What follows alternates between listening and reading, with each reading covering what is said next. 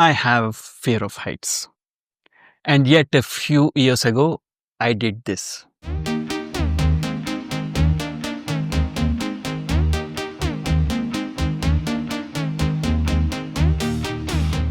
I went skydiving.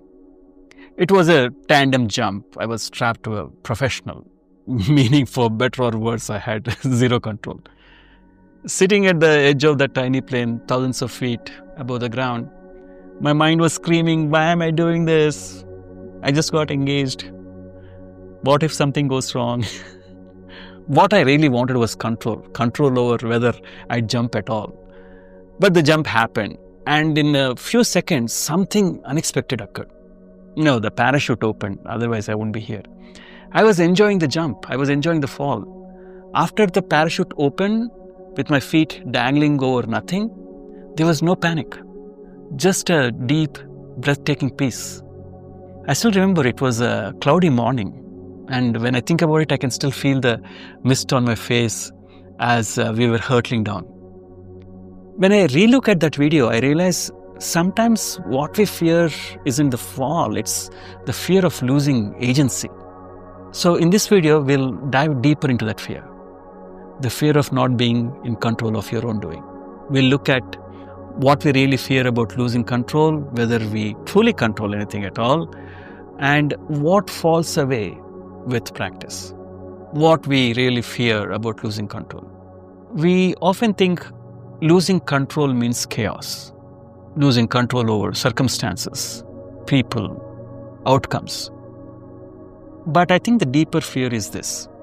What if I am not the one doing my life? Because the sense of agency is wired into our psychology. It feels like survival. And having that sense of control isn't a problem unless it begins to cost you your peace. If you can accept outcomes gracefully, if you don't cling to regrets or spiral down into anxiety, great. But for most of us, this need to control becomes a source of suffering. We know we don't control everything. But do we really control anything at all? That's what we'll look at in the next segment. Let's look honestly. You don't control your heartbeat. You don't control your sleep. You don't control when thoughts arise.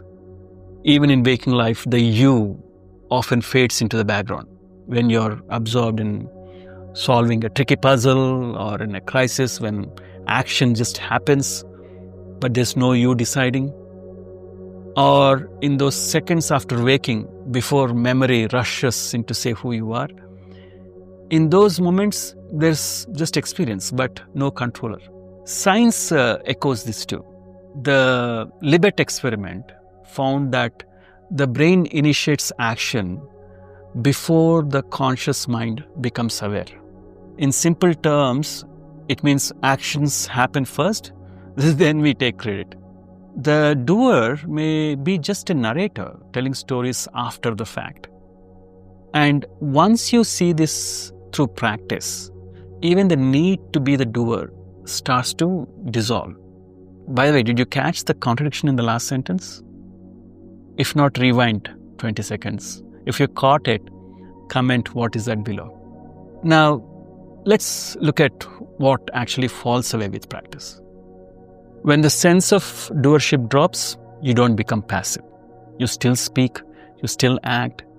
Life continues, but without the drag. What falls away is the tension, the burden of, I am making this happen.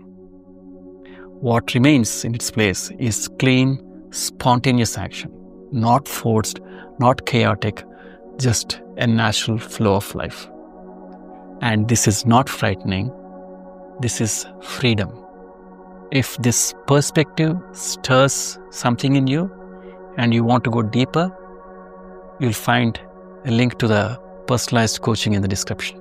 If you had a conversation about this topic with someone recently, share this video with them and ask them what they think. To stay updated on my future videos, please subscribe to the channel and follow me on Instagram. Subhamastu.